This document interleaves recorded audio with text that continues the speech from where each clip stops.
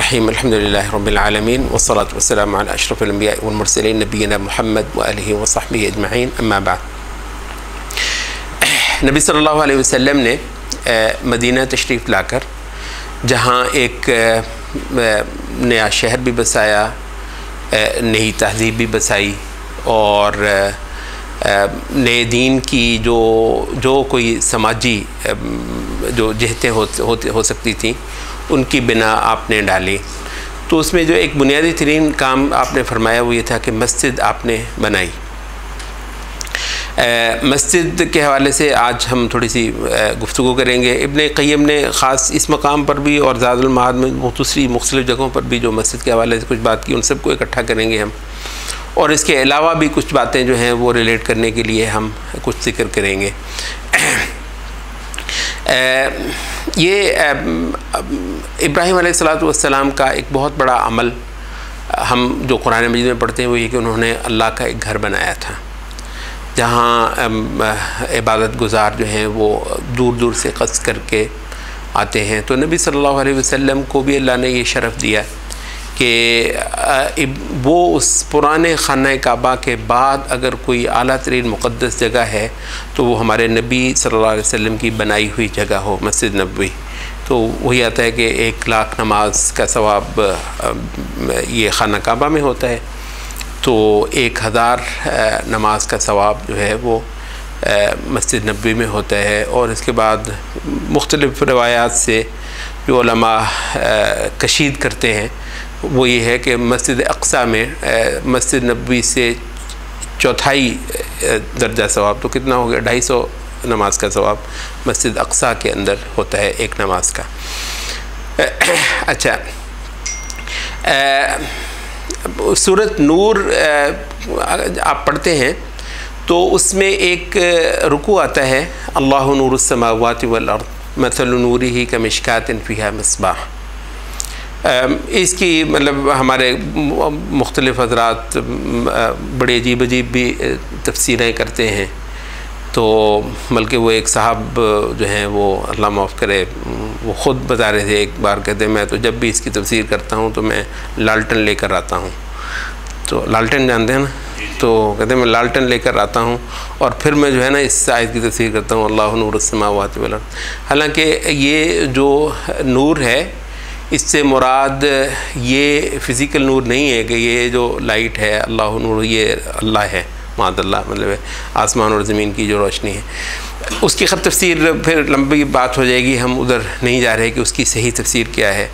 उसमें जो लुब्बे लबाब है वो ये है कि इसमें आखिर में जो इसी आयत के आखिर में जो बात आती है ना, नूरुन अला नूर, नूर के ऊपर नूर। तो इसकी तफसीर में इब्न क़य्यिम कहते हैं कि फ़ितरत के नूर पर वही का नूर, नूरुन अला नूर, एक फ़ितरत है जो आपके अंदर अल्लाह ने रखी हुई है, वो उसके अंदर खुदा की बेपनाह तलब रखी गई है, खुदा से डरने का पूरा जज्बा मौजूद है। वो जो इकबाल का वो जो एक शेर है ना, मतलब हकीकत कमाल शेर है वो, कि वो हज़ारों सजदे तड़प रहे हैं मेरी जबीने नियाज़ में, मतलब कमाल का वो शेर है। यानी अब ये सजदे जो है ना अंबिया ने आकर आपको बाहर से नहीं आपको लगा दिए, अब यानी ये आपके अंदर तड़प रहे थे वो सजदे के कहीं वो खुदा जो है उसका कुछ पता मिले। तो वो जैसे ज़ैद इब्न अम्र इब्न नुफ़ैल थे ना, वो हमने आपको कहा कि वो 4 हुनफ़ा जो थे अरब में, 4 मुवाहिद जिन्होंने शिरक से बेजारी कर रखी हुई थी, तो उनमें जो एक बहुत प्रोमिनेंट शख्सियत है ये ज़ैद इब्न अम्र इब्न नुफ़ैल, ये हज़रत उमर के चचा लगते हैं। तो कहते हैं कि वो कहा करते थे कि खुदाया तेरी इबादत करना चाहता हूँ, पता नहीं कैसे करूँ। तो इसी वजह से वो आखिरी नबी का भी इंतज़ार करते थे, तेरी इबादत करना चाहता हूँ मगर मुझे पता नहीं है कि कैसे करूँ। बिदती नहीं थे ना, वरना कहते थे मैं खुद गढ़ लेता हूँ, जैसे जैसे बिदती नहीं थे, तो इस वजह से कुछ नहीं करना चाह रहे जब तक खुदा खुद ना बता दे। तो बहरहाल ये है कि ये जो अंदर जो है ना, तो ये आयत ने कहा है ना कि ये यकादु ज़ैतुहा युज़ीउ वलौ लम तमससहु नार, कि वो जो चिराग जो है जिसकी मिसाल दी है, उस चिराग के अंदर जो तेल है वो यकादु ज़ैतुहा युदी, करीब है कि वो ख़ुद ही भड़क उठे।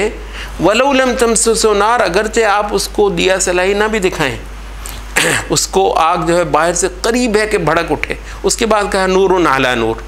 तो ये जो अंदर नूर है ना फितरत का, एक ये रखा हुआ है, मगर ये नाकाफ़ी था खुदा को पाने के लिए। तो कहते हैं बाहर भी रोशनी होनी चाहिए थी, अंदर की बिनाई जितनी भी आला हो, बाहर रोशनी ना हो तो आपको नज़र नहीं आता। और बाहर जितनी मर्ज़ी रोशनी हो, अंदर की बिनाई ना हो तो भी आपको नज़र नहीं आता। चीज़ों का नज़र आने के लिए क्या ज़रूरी है कि अंदर की बिनाई भी हो और बाहर भी रोशनी हो। अंदर की बिनाई क्या है? फितरत।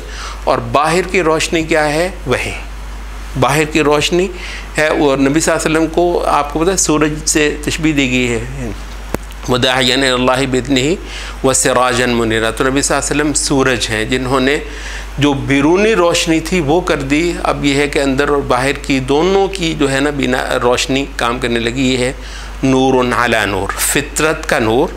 जो खुदा को पाना चाहता है, खुदा को पूजना चाहता है, खुदा को डरने की इसके अंदर सलाहियत वदीयत हुई है, लेकिन यह है कि इसको पता नहीं है, तो बाहर से अंबिया ने आकर इसको बता दिया हुआ है। फितरत के नूर पर वही का नूर, यह है नूरुन अला नूर, यहदिल्लाहु लिनूरिही मन यशा। इस आयत ने खोल भी दी कि ये नूर उस नूर की बात हो रही है जो हिदायत के हवाले से नूर होता है, रोशनी हिदायत वाली, ये फ़िज़िकल लाइट है नहीं वापडा वाली। अच्छा, तो ये जो आयत आई है, इसके अगले बात जो है वो जो आयत आई है वो भला क्या है? फ़ी बुयूतिन अज़िनल्लाहु अन तुरफ़ा, ये रोशनी बदरजाए वाफ़र पाई जाती है खुदा के घरों के अंदर। फ़ी बुयूतिन अज़िनल्लाहु अन तुरफ़ा, अल्लाह ताला ने ये इज़्न दे रखा है कि इनकी ताज़ीम हो, इन घरों की तक़दीस व ताज़ीम हो। वयुज़कर फ़ीहा इस्मुहु, और उसके अंदर अल्लाह ताला का नाम जो है वो लिया जाए। बिलगुदुव्वि वल आसाल, सुबह भी शाम भी। रिजालुन ला तुल्हीहिम तिजारतुन वला बैउन अन ज़िक्रिल्लाह, ऐसे लोग इन घरों के अंदर इकट्ठे होकर इनकी तिजारतें और दुनिया के जितने काम काज धंधे होते हैं वो उनको खुदा की याद भूलने नहीं देते। खुदा की याद से कोई चीज़ उनको गाफिल नहीं कर सकती।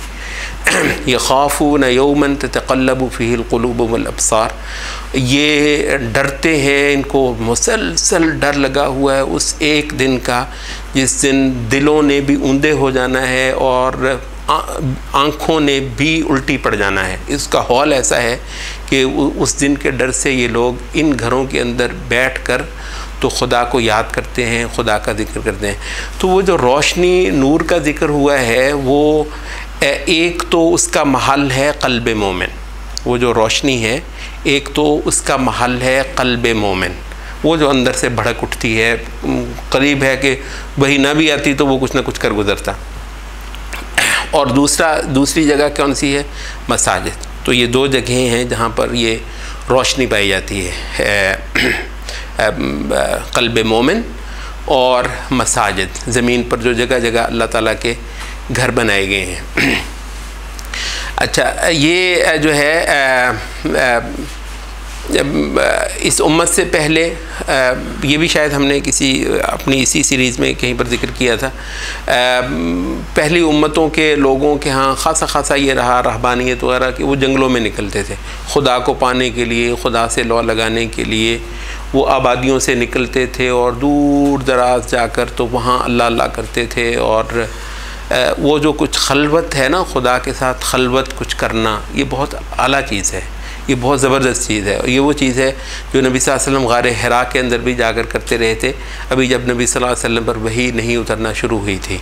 उसके बाद ये इब्न क़य्यिम ने ये चीज़ ज़िक्र की है, इब्न तैमिया ने इसका ख़ासा ज़िक्र किया है कि ये नोट करने की चीज़ है, गारे हिरा का जितना ज़िक्र है वो नबूवत से पहले होता है। उसके बाद कहीं ऐसा नहीं है कि नबी सल्लल्लाहु अलैहि वसल्लम उसी गार के अंदर दोबारा भी कुछ जाते रहें, ऐसे कोई तज़किरे आपको नहीं मिलते।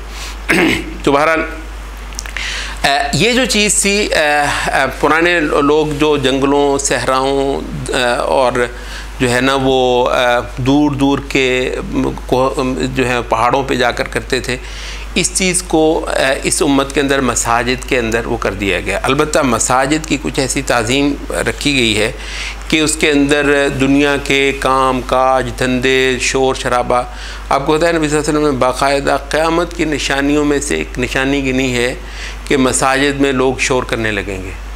यानी क़यामत की, हमारे यहाँ तो शायद ये कोई बड़ी बात ही ना हो मस्जिद में शोर होना। तो वो कहते हैं कि सहाबा जो हैं वो अगर किसी को मुतवज्जे भी करना होता था, कोई तिनका विनका उठाकर ना थोड़ा सा उसकी तरफ के, मतलब ओए नहीं करते थे मस्जिद में, ओए ओए फलाने, मतलब है क्योंकि अल्लाह का घर है, अल्लाह के घर में किसकी हैसियत है कि ऊंचा बोले, और अल्लाह के घर में कोई चौधरी बन के कैसे दिखा सकता है अल्लाह का घर है और उसके अंदर सियासतें हो रही हैं, उसके अंदर चुदराहटें हो रही हैं, उसके अंदर माशाल्लाह जोड़ तोड़ हो रही है। ओ भाई क्या रह गया है तुम्हारे पास, दुनिया जूते मार रही है तुम्हें, वो एक मस्जिद जो तुम्हारे पास रह गई है, कुछ नहीं बाकी रह गया हुआ, उसके अंदर माशाल्लाह ग्रुपबाजियाँ होती, उसके अंदर जोड़ तोड़ होते हैं, उसके अंदर बरादरियाँ मस्जिद में घुसी हुई हैं, वो पता नहीं और क्या क्या कुछ जो है वो। और अभी खैर वो हम नहीं करते मसलक, वो तो कहानी, और मसलकों ने तो खैर पूरे इजारादारी बनाई कि मस्जिद ही हमारी है, यहाँ कोई बंदा दूसरा जो है वो घुस के तो दिखाए, कुछ करके तो दिखाए, तो वो तो अपने अपने नाम की मस्जिद है। तो लेकिन ये है कि बाकी भी सारा कुछ मस्जिद। तो मसाजिद फ़ी बुयूतिन अज़िनल्लाहु अन तुरफ़ा, अल्लाह ने बाकायदा ये मशरू ठहरा रखा हुआ है कि इन घरों की बेपनाह ताज़ीम और तक़दीस हो, ये मामूली जगह नहीं है, अल्लाह ताला को की तकबीर ताज़ीम की जगह है। वो जो आराबी आया आपको पता है, वो नबी सल्लल्लाहु अलैहि वसल्लम के तहम्मुल के हवाले से हदीस जो आती है ना कि वो बैठकर पेशाब करने लग गया, तो लोग उस पर पल पड़े। यानी असलन तो यानी ये नहीं है कि लोगों ने सब्र का दामन छोड़ दिया, वो ठीक है, उनकी गलती थी, नबी सल्लल्लाहु अलैहि वसल्लम ने उनको समझाया, लेकिन असलन तो ये है कि मस्जिद मुक़द्दस जगह है, उस लिहाज से तो लोगों का रद्द-ए-अमल गलत नहीं है फ़ी असली ही।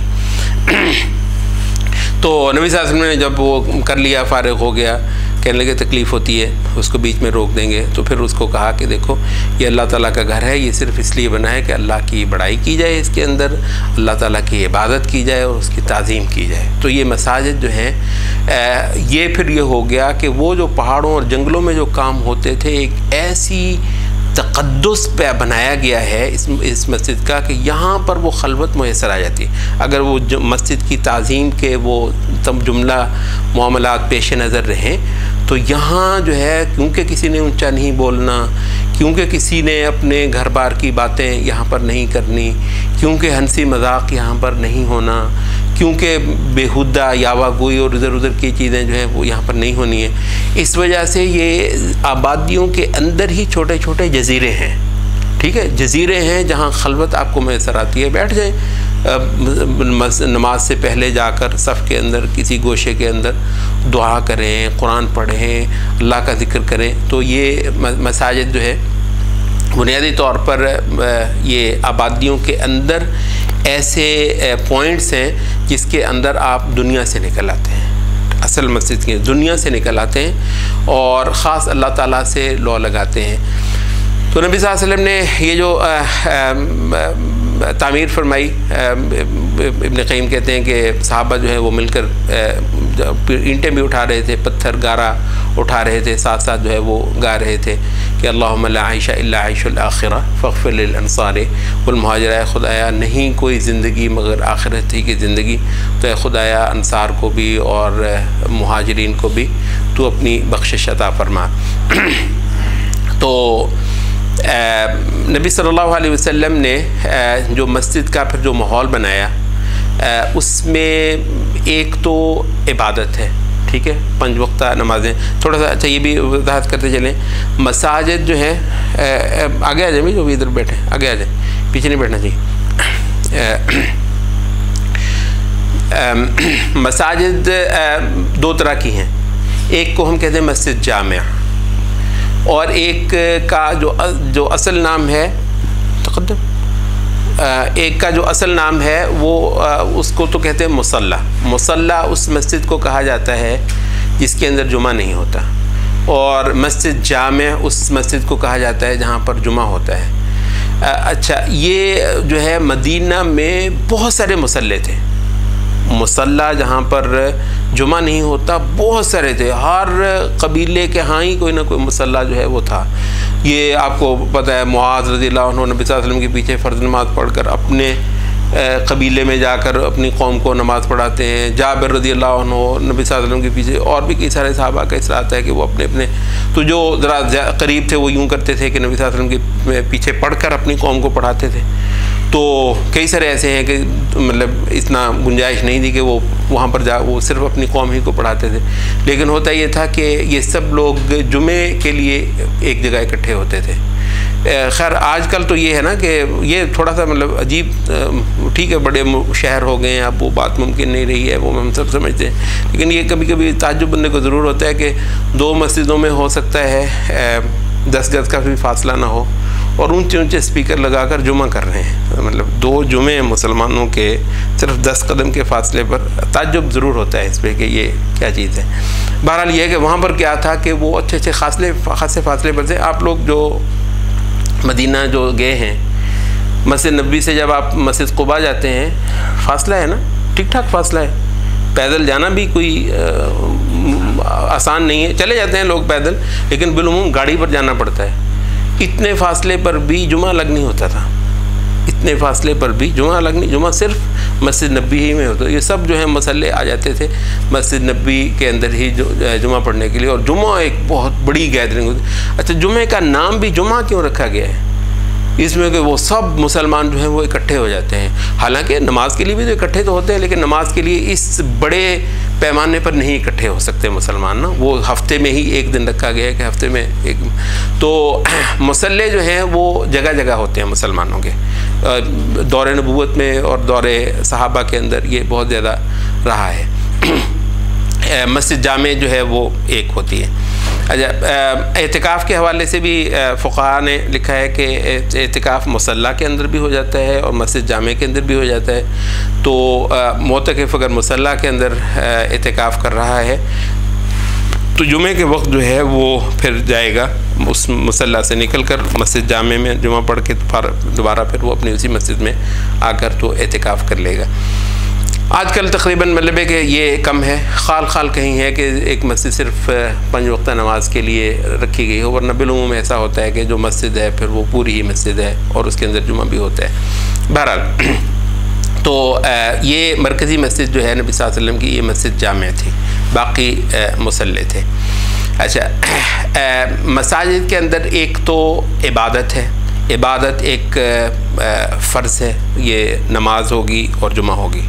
ये जो फ़र्ज़ नमाज है वो तो यही है ना। रोज़े तो ज़ाहिर है आप घर पर ही रखते हैं, हज आप जाकर खाना काबा में करते हैं, और ज़कात आप ज़ाहिर है जहाँ कहीं हो वहाँ पर देते हैं। तो ये जो फ़र्ज़ नमाज है वो तो यही है, 5 नमाज़ें हैं या फिर जुमा है ये मसाजिद के अंदर। इसके अलावा जो कोई नफली इबादत बाजमात हैं वो नबी सल्लल्लाहु अलैहि वसल्लम ने से जो आता है वो सिर्फ़ क़यामुल लैल की जमात आती है कि कुछ दिन नबी सल्लल्लाहु अलैहि वसल्लम ने रात की नमाज रमज़ान में पढ़ाई। क़यामुल लैल ये जो आखिरी पहर होता है आता है हदीस के अंदर के 3 दिन पढ़ाई, फिर सहाबा बहुत उससे भी बड़ी तादाद में जमा होकर इंतज़ार करते रहे, नबी सल्लल्लाहु अलैहि वसल्लम नहीं निकले। तो आपने फरमाया, जब फिर फजर के लिए निकले आप, तो आपने कहा कि देखो ये जो तुम इंतज़ार कर रहे थे ना, मुझसे ओझल नहीं था, मैं जानता था, मगर मैं इसलिए नहीं निकला कि मुझे अंदेशा था कि ये अगर इस रात चल पड़ा तो कहीं तुम पर फ़र्ज़ ना हो जाए। बाद में हज़रत उमर रज़ियल्लाहु अन्हु ने तरावीह को यानी रात के आखिरी पहर की बजाय, क्योंकि अब बहुत ज़्यादा लोग हो गए थे माशाल्लाह, इस्लाम में बहुत लोग आ गए थे, अब वो मामला नहीं था कि सबका मामला जो है वो उस दर्जे पर हो सके जिस दर्जे पर उन ख़ास सहाबा का था जो नबी सल्लल्लाहु अलैहि वसल्लम के अपने ज़माने में थे। तो अब ये हज़रत उमर का वो अमल है कि जिसमें आपने आखिरी पहर की बजाय अव्वल रात के अंदर ही मस्जिद में लोगों के लिए क़याम का बंदोबस्त करवा दिया, और उबई इब्न काब रज़ियल्लाहु अन्हु और एक आध और सहाबा का भी नाम आता है, उनको कहा कि तुम इनको रात की नमाज़ पढ़ाया करो। तो ये जो बाजमात नमाज है वो तो ज़्यादा से बाकी तो नफलों की कोई नमाज जो है ना मस्जिद के अंदर ना मस्जिद के अलावा कहीं पर वो नहीं आती है। अच्छा, अलबत्ता ये है कि मसाजिद के अंदर आपकी इनफरादी नमाज, इनफरादी इबादत, ये अलबत्ता एक बहुत बड़ी है। उनमें से एक तो तहियतुल मस्जिद है। आप जाते हैं, तहिया का जो बुनियादी माना है वो है सलूट।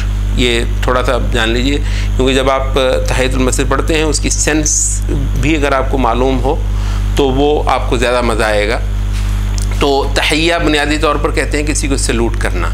तो तहियतुल मस्जिद ये है कि खुदा के घर में जाते ही खुदा को एक सलूट किया जाता है, और वो है 2 रकत कि इसके अंदर आप खुदा के आगे क़याम करते हैं, सजदा कोरनिश बजा लाते हैं और उसकी तारीफ़ के, हम्द के, कुछ तस्बीह के कुछ मखसूस पैराए जो हैं वो अदा करते हैं। और उसके बाद फिर मस्जिद के अंदर आपने जो भी कोई सरगर्मी करनी है, बैठना है, ज़िक्र करना है, कुछ तालीम वगैरह से वाबस्ता होना है, तो वो आप करते हैं। अच्छा, तो मसाजिद के अंदर ये है फ़ी रिजालुन ला तुल्हीहिम तिजारत, मस्जिदों के अंदर इबादत गुजारों के जमघटे जो हैं वो लगे रहते थे।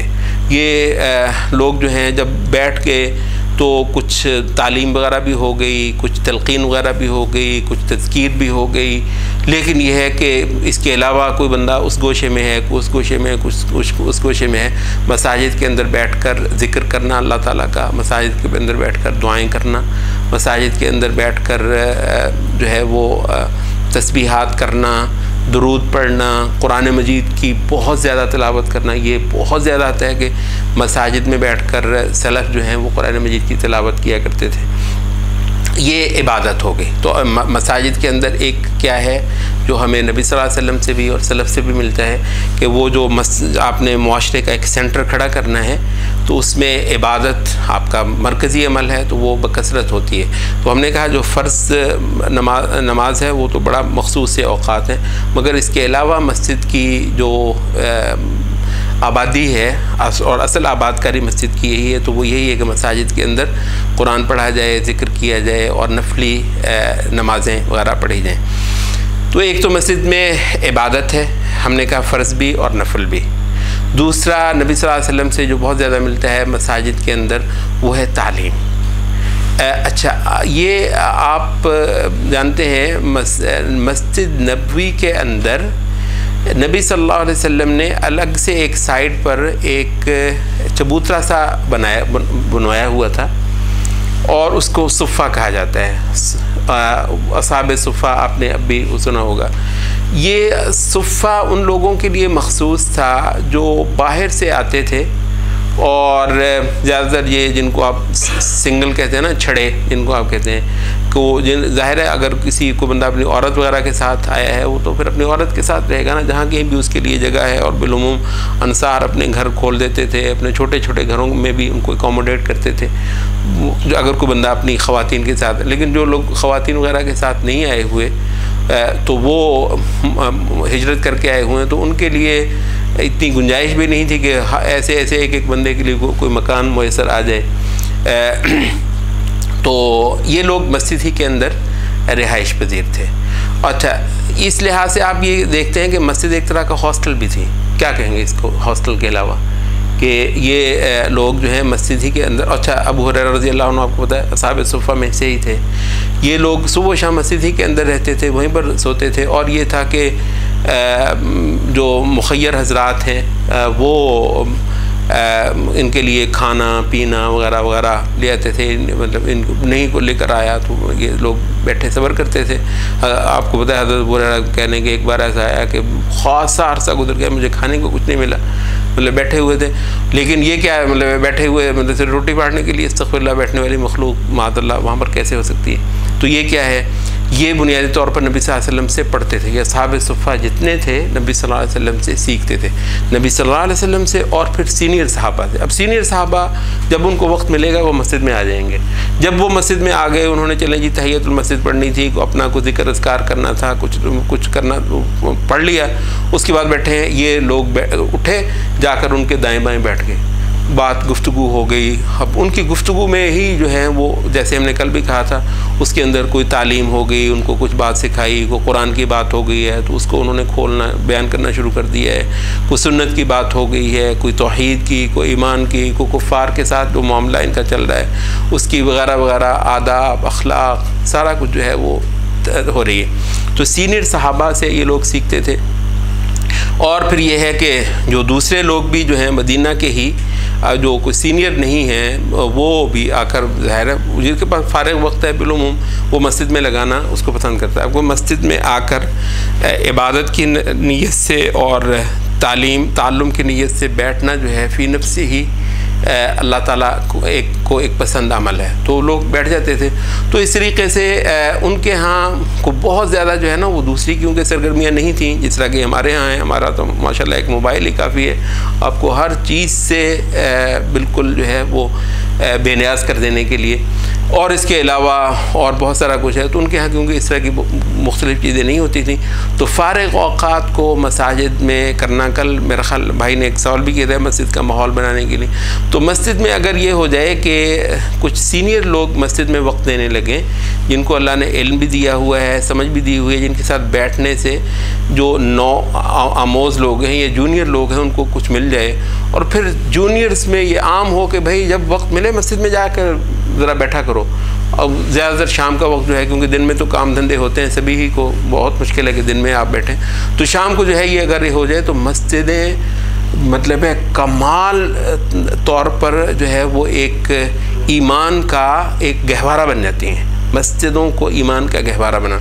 तो दूसरी चीज़ जो है वो तालीम हो गई, ये नबी सल्लल्लाहु अलैहि वसल्लम से कसरत मिल रहा है। एक हदीस के अंदर नबी सल्लल्लाहु अलैहि वसल्लम से आता भी है कि आपने फरमाया कि तुम में से कौन है जो ये एक जगह थी अकीक़, मदीना से निकलते ही आ जाती थी जगह, कि तुम में से कौन है जिसको ये पसंद हो कि वो रोज़ाना सुबह को उठे, ये अकीक़ जाए और वहाँ से जाकर एक सुर्ख ऊँटनी जो है वो बहुत अच्छी पसंद करते थे अरब, एक सुर्ख ऊँटनी जो है वो वहाँ से ले ले और बड़े मज़े से उसको अपने पास रखे, ना उस पर उसका उस ऊँटनी के लेने में ना कोई गुनाह लाजिम आए उस पर, और ना ही कोई क़ता रहमी जो है ये किसी के साथ रिश्ता का नुकसान करना ये भी कोई लाजिम ना आए। मतलब है कि मुफ्त में आपको ऊँटनी मिले। तो साहबा ने कहा और अगर 2 हो तो 2, 3 हो तो 3। साहबा ने कहा अल्लाह के रसूल में से हर एक को पसंद है, अगर मुफ्त इस तरह ऊँटनी मिलती है और वहाँ जाना है जाके पकड़ना नहीं है। तो नबी सल्लल्लाहु अलैहि वसल्लम ने फरमाया कि फिर ये है कि आदमी निकले मस्जिद में जाए और एक आयत सिखाया करे। ये इससे बेहतर है कि मुफ्त में एक जो है ऊँटनी अरबों के लिए ऐसे जैसे आप कहें कि मर्सिडीज़ या टोयोटा या कोई इस तरह की ऊँटनी अरबों के लिए यूँ है। फिर ये कि टोयोटा तो दूध नहीं देती, तो वो दूध भी देती है, ठीक है, तो दोनों चीज़ें करती है। तो और अगर 2 फरमाया कि अगर एक आयत सीखो तो ऐसे है जैसे तुमने एक ऊँटनी ले ली, 2 आयतें सीखो तो ऐसे है जैसे तुमने 2 ऊँटनियाँ, 3 हो तो 3। तो ये इस तरीके से नबी सल्लल्लाहु अलैहि वसल्लम तरगीब दिला रहे हैं कि फिर रोज़ाना निकला करो मस्जिद से जो है ना कुछ आयत एक सीख के, आयत का माना मतलब मफ़हूम और साथ में हिफ्ज़ भी कर लिया करो, याद भी कर लिया करो। तो ये चीज़ जो है तालीम का अमल होता है। सॉरी, इबादत में हमने कहा कि एतिकाफ़ का अमल जो है वो भी अगर आप शामिल कर लें। तीसरी चीज़ जो है नबी सल्लल्लाहु अलैहि वसल्लम की मस्जिद नबवी के अंदर आपके जो उम्मत के मामलात के जो सलाह मशवरे थे वो मस्जिद में हुआ करते थे। जिहाद के आपको पता है जितने फ़ैसले मस्जिद में होते थे, ये यहूदियों के साथ जो मामलात हैं वो मस्जिद के अंदर होते थे। तो यहाँ पर आप ये देखते हैं कि और इस वजह से हम ये कहते हैं कि आज अगर आपने कुछ इस्लाह मुआशरा के कुछ प्रोजेक्ट्स हैं, बहुत अच्छा है कि उनका सेंटर मस्जिद हो। आपने कुछ करना है तो मुख्तलिफ़ आपने मंसूबे देने हैं उम्मत के बहबूद के, फ़लाह के वगैरह वगैरह, तो उन सारी चीज़ों के सेंटर जो हैं वो मसाजिद के अंदर हों। तो नबी सल्लल्लाहु अलैहि वसल्लम के सलाह मशवरे वगैरह मीटिंग्स उम्मत के मुताल्लिक़ा उमूर की, मुआशरे के से मुताल्लिक़ा उमूर की, वो मस्जिद के अंदर ही होती थी। चौथी चीज़ जो है वो हम ये देखते हैं कि क्योंकि नबी सल्लल्लाहु अलैहि वसल्लम ने मस्जिद को एक बाकायदा माहौल बनाया है। मस्जिद की को तो देखकर आप ताब नहीं लाते ना। तो इस वजह से नबी सल्लल्लाहु अलैहि वसल्लम वफूद को भी मस्जिद में ठहराते थे। तो एक लिहाज से जो स्टेट गेस्ट थे, स्टेट गेस्ट का भी मेहमान खाना मस्जिद थी। बहुत सारे एक नहीं मतलब बहुत सारे ऐसा हुआ है कि जो बाहर से वफूद आते हैं मस्जिद से बाहर के, तो उनको ठहराने के लिए मस्जिद ही को। और इस बारे में ये एक आप थोड़ा सा नोट करने की बात है, इस मामले में काफिर मुसलमान का भी फ़र्क नहीं है। काफिर भी है तो उसको भी मस्जिद में ठहराया जाता है। मतलब अब ये जो है कि कहना कि जी काफिर को मस्जिद में घुसने नहीं, और वो ठीक है कि वो बाद अज़ां ये अहकाम आता है कि मक्का के अंदर मुशरिक नहीं घुस सकता है। इन्नमल मुशरिकून नजसून फला यक़रबुल मस्जिदल हराम, मस्जिद हराम के पास नहीं जाता। ये नहीं कहीं कहा कि किसी भी काफिर जो है वो नहीं जा सकता। तो अब ये इस पे आप थोड़ा सा बाज़ वाक़े भी अगर आप देखें तो आप हैरान होते हैं। एक वाक़या मसलन समामा इब्न असाल का आता है। समामा इब्न असाल जो है ये बनी हनीफ़ा यमामा का एक इलाका, बहुत ज़रख़ेज़ इलाका था। तो वहाँ पर कबीला बनी हनीफ़ा, तो उसका ये एक सरदार था समामा इब्न असाल। इसने ज़ाहिर है सरदार थे ये, मतलब चौधरी वडेरे अपने, तो इसने किसी मौके पर नबी सल्लल्लाहु अलैहि वसल्लम के कुछ बंदों को कत्ल कर दिया। तो ज़ाहिर है आपको पता है दुश्मनी तो दुश्मनी होती हैं। तो नबी सल्लल्लाहु अलैहि वसल्लम के एक भेजे हुए एक मिशन ने समामा को क़ैद कर लिया। क़ैद करके तो नबी सल्लल्लाहु अलैहि वसल्लम के पास मदीना में ले आए। नबी सल्लल्लाहु अलैहि वसल्लम ने कहा सुनो भाई क्या कहते हो? तो कहने लगा कि इन तक़्तुल दादम व इन ताफ़ू अन शाकिर, अगर तो तुम मारते हो तो मतलब खून तो मैंने किए हुए तुम्हारे, उस लिहाज से तो तुम्हारा बनता है, मार लो तुम। और अगर तुम कहीं मुआफ़ करो तो तुम कदरदान मुझे ज़रूर पाओगे। और वह इन तत्लुब माल तोता, और अगर तुम माल मांगो, आपको पता है ये जो खून बहा होता है, तो माल मैं तुम्हें बिल्कुल दे सकता हूँ, वो तो कोई मसला ही नहीं है। तो नबी सल्लल्लाहु अलैहि वसल्लम ने कहते हैं कि बहरहाल मुजरिम तो था ये मुसलमानों का, तो उसको मस्जिद नबी के एक सतून के साथ बांध दिया गया। आता है कि दूसरे दिन नबी सल्लल्लाहु अलैहि वसल्लम ने फरमाया समामा हाँ भी सुनो, तो उसने वही कहा कि भी मारोगे तो हक बनता है, खून तो मैंने किए हुए हैं, मुआफ़ कर दोगे तो बड़ा कदरदान पाओगे, और माल मांगते हो तो हाजिर है। तो कहते हैं 3 दिन नबी सल्लल्लाहु अलैहि वसल्लम इस तरीके से, आखिर नबी सल्लल्लाहु अलैहि वसल्लम ने उसको छोड़ दिया। तो कहते हैं कि ये जो है 3 दिन ये बंदा सहाबा को इबादत करते हुए, तालीम ताल्लुम, सहाबा की मोहब्बतें, प्यार, एक दूसरे से जो चाहतें होती हैं, वो जो ईमान का कोई माहौल मस्जिद नबवी में, वो बंदा 3 दिन उसकी ताब नहीं ला सका। हालांकि ये कैदी है और सतून के साथ बांधा हुआ है। तो कहते हैं कि तीसरे दिन नबी सल्लल्लाहु अलैहि वसल्लम ने कहा भी इसकी मुश्कें खोल दो, इसको छोड़ दो, हाँ भी जाओ, ना दियत मांगी ना कुछ मांगा, खून बहा कुछ नहीं मांगा, जाओ। तो कहते हैं कि वो बाहर गया और बाहर जाकर किसी डेरे पर उसने गुस्ल किया, अपने कपड़े धोए और उनको असर नौ पहना पाक करके। तो मस्जिद वो थोड़ी देर बाद देख रहे हैं समामा मस्जिद में आ रहा है, कर रहा है अशहदु अल्ला इलाहा इल्लल्लाह व अशहदु अन्ना मुहम्मद रसूलुल्लाह। और कहने लगे देखो मैं इस वजह से ये इस्लाम जो है ना इस दौरान ही मेरे दिल में घर कर गया था, बस बात ये थी कि तुमने मुझे बांधा हुआ था, तो मुझे ये था कि उस वक्त मैं ला इलाहा इल्लल्लाह कहता तो समझते मैं डर के कर रहा हूँ, तो मैं बस ये डर के नहीं करना चाह रहा था। तो जब तुमने मुझे छोड़ दिया तो अब मैं तुम्हारा साथी हूँ। और उसके बाद ऐसा ये नबी सल्लल्लाहु अलैहि वसल्लम का वफ़ादार हुआ। तो कहा जाता है कि वो कहत पड़ा एक बार, तो कुरैश ने आकर गल्ला यमामा से लेना चाहा, तो इसने कहा ख़बरदार एक दाना नहीं दूंगा तुम्हें, क्योंकि तुमने नबी सल्लल्लाहु अलैहि वसल्लम के साथ ज़्यादतियाँ की हुई। यहाँ तक कहते हैं कुरैश नबी सल्लल्लाहु अलैहि वसल्लम के पास गए और उनसे कहा जी वो समामा को समझाएं, वो हमें जो है ना गल्ला नहीं वहाँ से लेने देता। तो नबी सल्लल्लाहु अलैहि वसल्लम ने कहा लेने दो भाई। तो नबी सल्लल्लाहु अलैहि वसल्लम की इजाज़त के बाद इतना मतलब नबी सल्लल्लाहु अलैहि वसल्लम से वफ़ादार हुआ। तो ये जो है ये थी कैफियत मस्जिद नबवी की। एक माहौल बनाया हुआ है, तो वहाँ पर उसको अच्छा वफ़द नजरान का वाक़या भी मस्जिद नबी ही के अंदर, ये यमन से लोग चल कर आए थे। वो यमन के इलाक़ा है नजरान, बहुत ज़रख़ेज़ इलाक़ा है। तो इन लोगों को नबी सल्लल्लाहु अलैहि वसल्लम ने जब ख़त लिखा था ना अपना, तो ये एक कहते को तकरीबन 73 बंदों का एक वफ़द बनाकर ये लोग आए थे। 73 बंदे, अच्छी खासी तादाद होती है। तो ये सारे के सारे नबी सल्लल्लाहु अलैहि वसल्लम ने इनको मस्जिद ही में ठहराया। और इनके बारे में ये भी वाक़या आता है कि इनकी इबादत का वक्त हुआ तो इन्होंने कहा कि हमने तो इबादत करनी है। तो नबी सल्लल्लाहु अलैहि वसल्लम ने उनको इजाज़त दी कि तुम यहीं पर ही कर लो। अब उससे इस्तिदलाल करने वाले कमाल के करते हैं। वो एक साहब हैं यहाँ, वो अब आजकल वेस्ट में जाकर ना वो जो है ना इस्लाम का जो मॉडरेट तस्वुर है वो पेश कर रहे हैं। वो एक इंटरव्यू में भी सुन रहा था, कहते हैं कि सिर्फ पूरे आलम इस्लाम में मेरी मस्जिद है जिसमें बाकायदा ईसाइयों को बुलाया जाता है कि तुम यहाँ पर आकर इबादत करो। तो हमने कहा वाक़तन ये तो पूरे आलम इस्लाम में ऐसी मस्जिद हो सकती है, बिल्कुल मस्जिद कहना भी शायद उसको दुरुस्त ना हो। मतलब उसमें आप देखें वो ऐसा नहीं है कि नबी सल्लल्लाहु अलैहि वसल्लम ने भाईचारा और हम आहंगी की किसी तहरीक के तहत लोगों को बुलाकर कहा यार एक बार आकर तुम ज़रा यहाँ पर अपनी इबादत कर लो, ताकि वो एक भाईचारे का मज़ाहिब, वो ऐसा नहीं है। वो आए हुए हैं, बाकायदा मुनाजरा हुआ है। आपको पता है यहाँ पर ही नबी सल्लल्लाहु अलैहि वसल्लम की ज़िंदगी में जो एक मुबाहले का वाक़या हुआ है। आप मुबाहला जानते हैं ना?